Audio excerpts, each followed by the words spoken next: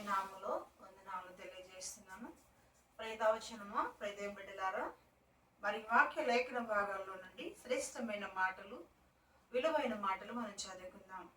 లేఖన భాగాల్లో నుండి అపోస్తల కార్యములు 4వ అధ్యాయము 13వ వచనం చూస్తున్నట్లయితే, వారు పేతురు యోహాను ధైర్యం చూచినప్పుడు వారు విధులేని పాములని గ్రహించి ఆశ్చర్యపడిరి.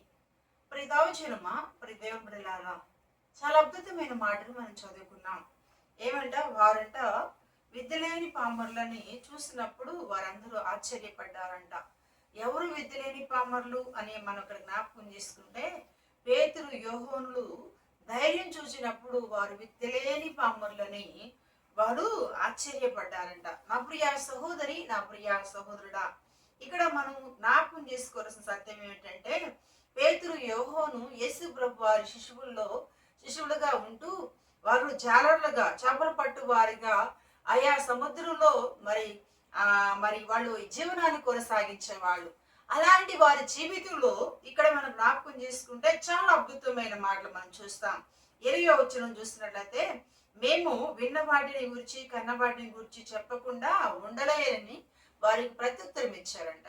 ఏం చేశారు వీళ్ళు అని ఒకసారి ఆలోచన చేస్తే, వీళ్ళు దేవుని వాక్యాన్ని చెప్తున్నారు, ధైర్యంగా చెప్తున్నారు, ఏమాత్రం భయం లేకుండా, భేడియం లేకుండా, ఏమాత్రం కలత చెందకుండా వారు ఏమంటున్నారంటే, మేము విన్న వాటిని గురించి కన్న వాటిని గురించి చెప్పకుండా ఉండలేమని ప్రజలకు ప్రత్యుత్తరం ఇచ్చారంట.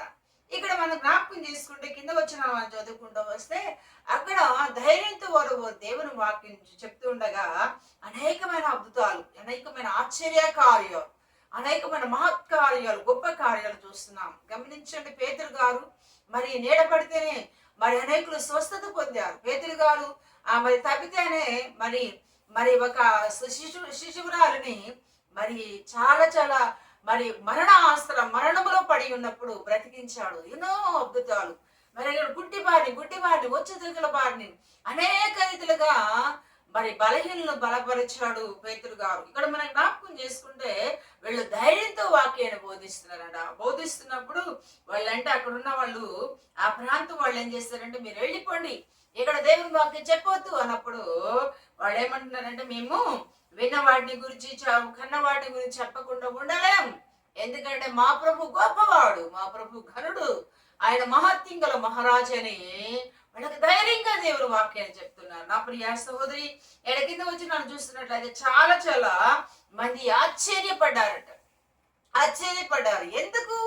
ఎందుకు ఆశ్చర్యం వచ్చిందంటే, వీళ్ళకి విద్య లేదు, జ్ఞానం లేదు, సరైన బుద్ధులు లేవు. కానీ వీళ్ళైతే యేసయ్యని ఎప్పుడైతే అనుకున్నారో, యేసయ్య శిష్యులకు ఎప్పుడైతే పిలువబడ్డారో, వీళ్ళు మహాధైర్యాన్ని మరి గమనించండి నా ప్రియ సహోదరి, వీళ్ళు ధైర్యం కలిగిన వారిగా ఉన్నారు. నా ప్రియ సహోదరుడు, ఒకసారి ఆలోచించండి, విద్యలేని పరమకు ఇది ఎక్కడి నుండి వచ్చిందంటే, పరమ వైద్యుడు, మరి విద్యావంతుడైన యేసు ప్రభు వారు ఏళ్ళకి జ్ఞాన వివేకము దయచేశాడు. నా ప్రియ సోదరు, ఒకసారి ఇక్కడ పేతురు గారి విషయం జ్ఞాపకం చేసుకుంటే, యేసు ప్రభు వారి శిష్యుడుగా ఉన్నాడు.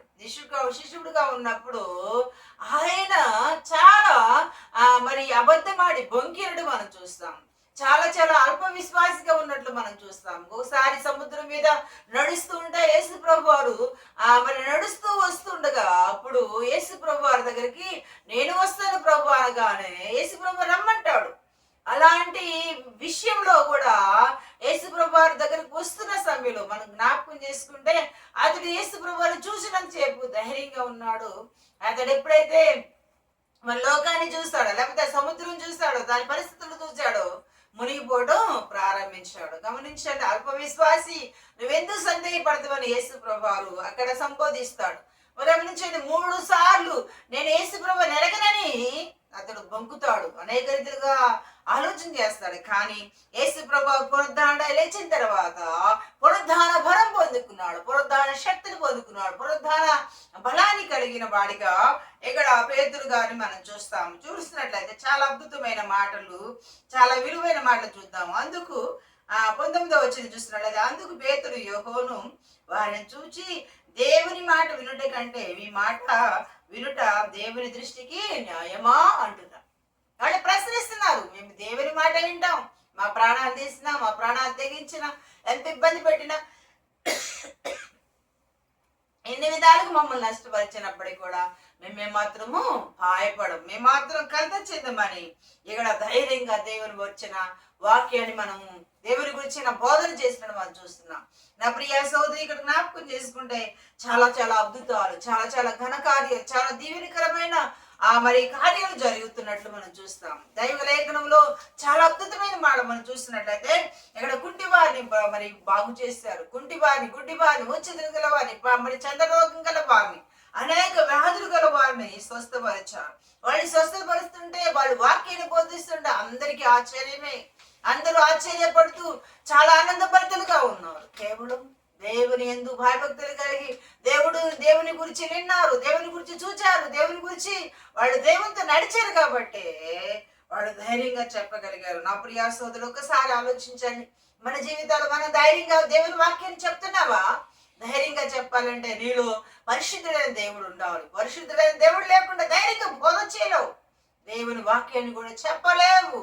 దేవుని వాక్యాన్ని ఎప్పుడు చదువుతావు అంటే దేవుడు నీలో ఉన్నప్పుడు. ఇక్కడ పేతురు గారిలో దేవుడు ఉన్నాడు. ముందుగా మనం పేతురు గారు దేవుని మరి దేవుని శిష్యుడుగా ఉన్నప్పుడు చాలా అల్ప విశ్వాసిగా ఉన్నాడు. దేవుని మాటలు మరి విన్నట్టుగా ఉన్నాడు. కానీ పునరుద్ధానుడై లేచిన తర్వాత ఈ శిష్యుడు చాలా దీవెనకరంగా, చాలా గొప్ప దైవజనుడుగా, చాలా చాలా దీవెనకరంగా ఉన్నాడు. ఒక్క రోజే 3000 మందికి బాప్తీసం ఇచ్చినట్టు మనం చూస్తాం. నా ప్రియ సోదరి, ఇంత ధైర్యంగా బోధించడానికి కారణం ఏంటంటే వారు విన్నారు, చూచారు, అంతేకాదు ఆయనతో తిరిగిన తర్వాత వాళ్ళలో ధైర్యం పరిశుద్ధాత్మ ద్వారా వచ్చింది. వీళ్ళకి ధైర్యం పరిశుద్ధాత్మ శక్తి ద్వారా వచ్చింది, పరిశుద్ధాత్మ బలం ద్వారా వచ్చింది. పేతురు సరసాల్లో పడినప్పుడు, సరసాల్లో వేయబడినప్పుడు పరిశుద్ధాత్మ అతనితో ఉన్నట్లు ఆ సరసాలు బద్దలైపోయినట్లు మనం చూస్తున్నాం. నా ప్రియా సహోదరుడా, నా ప్రియా సహోదరి, నీలో ధైర్యం కావాలంటే, నీలో శక్తి కావాలంటే, నీలో బలం కావాలంటే నువ్వు దేవుని వాక్యాన్ని ధైర్యంగా బోధించాలంటే పరిశుద్ధాత్మ దేవుడు నీలో ఉండాలి. ఆయనతో అనుసంధానం అవ్వాలి, ఆయనతో ఏకం అవ్వాలి, ఆయనతో ఎక్కువ సమయం గడపాలి.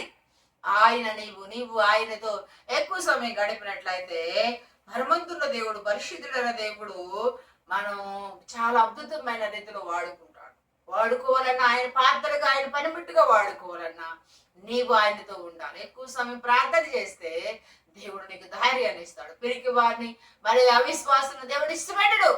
ఎందుకంటే వాడు పిరికి వారు, అవిశ్వాసులు దేవుని రాజ్యానికి వారసులు కారంట.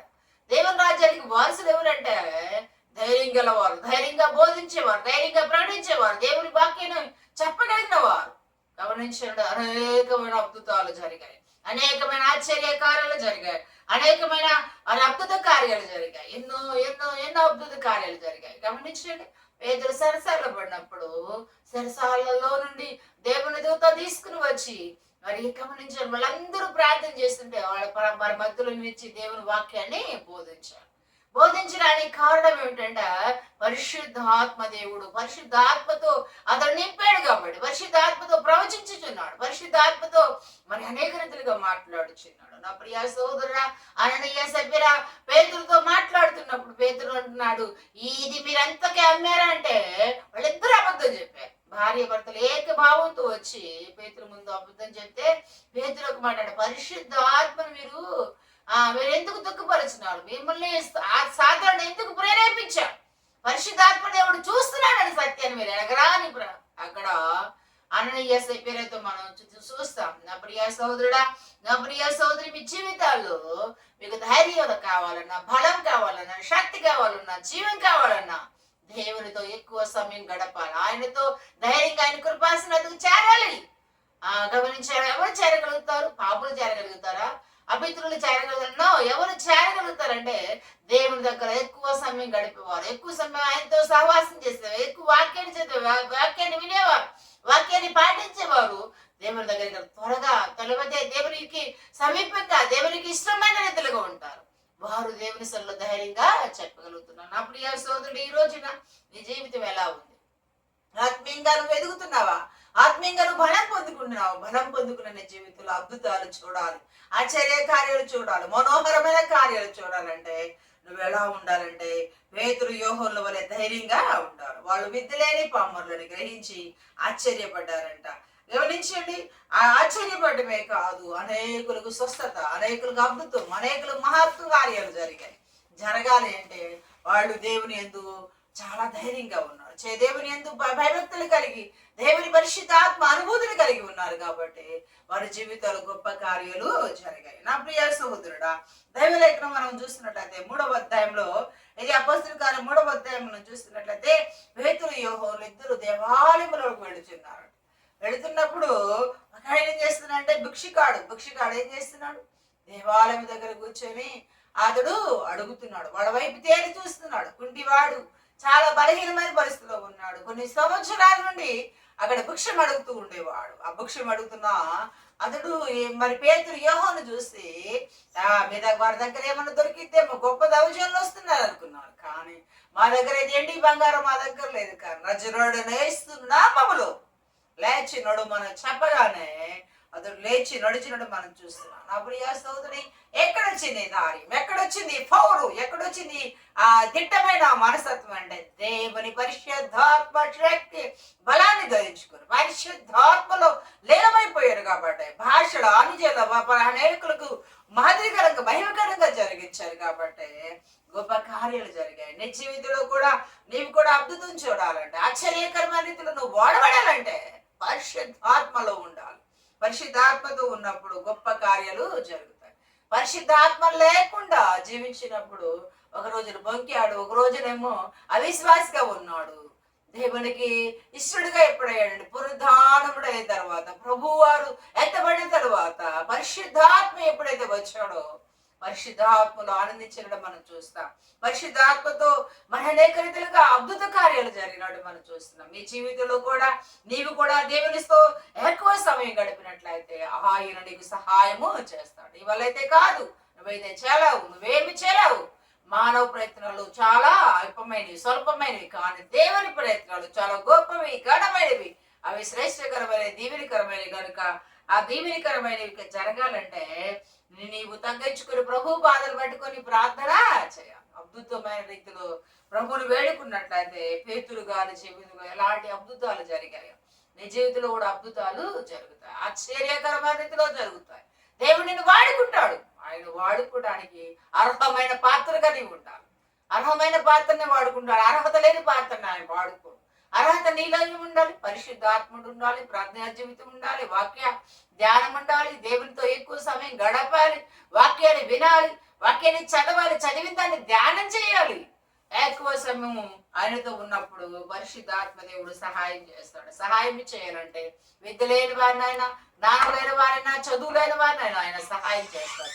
ఆయన సహాయాన్ని పొందుకోవాలంటే నీవు తగ్గించుకొని ప్రభు పాదలు పట్టుకొని ఆయనకి ఇష్టమైన రీతిలో, ఆయన ప్రీతికరమైన రీతిలో ఉన్నట్లయితే మహాగరుడు, మహోన్నతుడు, సర్వోన్నతుడు, సరస్సు సంపూర్ణ దేవుడు సహాయం చేస్తాడు. నా ప్రియ సోదరి, లోకంలో ఉన్న వాని కంటే మీలో ఉన్నవాడు గొప్పవాడు. గొప్ప దేవుడిని మనం నమ్ముకున్నాం, గొప్ప దేవుని మనం ఆశ్రయించాం కనుక ఆ గొప్ప దేవుని యందు నమ్మకం, విశ్వాసం, నిరీక్షణ కలిగి బ్రతుకుతాం. ఆయన కోసమే బ్రతుకుతాం, ఆయనలాగే బ్రతుకుతాం, ఆయనతో బ్రతుకుతాం. ఆయనలో ఉన్నట్లయితే సహాయము చేస్తాడు. ఆయన సహాయం చేయాలంటే నీవు తగ్గించుకొని ప్రభు పాదలు పట్టుకొని ఆయనకి ఇష్టడుగా ప్రియుడిగా జీవించాలని ప్రభు యేసు నామములో తెలియజేస్తూ లేఖన భాగాలు దేవుడు దీవించి ఆశీర్వదించును గాక. ఆమేన్. ప్రార్థన చేసుకుందాం. తల్లి ఉంచండి. ప్రేమ నమ్మకమైన తండ్రి, ప్రేమాపురుడా, జీవాధిపతి, జీవునకు కారణభూతుడమైన మా యేసు రాజా నీకు వందనాలు, స్తోత్రాలు నాన్న. లేఖన భాగాల్లో నుండి శ్రేష్టమైన, దీవెనికరమైన, అద్భుతకరమైన వాక్య లేఖన మాకు తెలియజేస్తారయ్యా. నీ వాక్యంలో ఉన్న మాధుర్యాన్ని, నీ వాక్యంలో ఉన్న సత్యాన్ని, నీ వాక్యంలో ఉన్న గోడ మర్మాన్ని ఒక బయలుపరచండి అయ్యా. నిస్సల్లో ప్రార్థిస్తున్నామయ్యా. అద్భుత రీతిలో, ఆశ్చర్యకరమైన రీతిలో వాడుకున్నాడు. మీరు ఆదరించండి, కృప చూపండి. నీ కృప బాహుళ్యం కింద, నీ కృప కనకరం కింద నింపండి. నా చెప్పబడిన వాక్యాన్ని ప్రభు అనేకులు విని అనేకులు వాక్య ప్రకారం జీవించడం సహాయం ఇచ్చారు. ఈ సన్నిధి తోడుగా ఉంచి బలపరి స్థిరపరచమని మా ప్రియుడు, మా ప్రాణనాథుడు యేసయ్య శ్రేష్టమైన దిలువైన ఘనమైన నామములో ప్రార్థించి వీడి గురించి నాన్న తండ్రి. ఆమేన్. నా ప్రాణమా యెహోవాను స్తుతించుము, నా అంతరంలో సమస్త మా పరిశుద్ధ నామమును స్తుతించుము. నా ప్రాణమా యెహోవాను స్తుతించుము, ఆయన చేసిన ఉపకారములు దేనిని మరువకుము. ఆమేన్. తండ్రిగా కుమారుడు ప్రేమ పరిశుద్ధాత్మ సహవాసం ఇప్పుడు ఎల్లప్పుడు సదాకాలము తోడైండును గాక.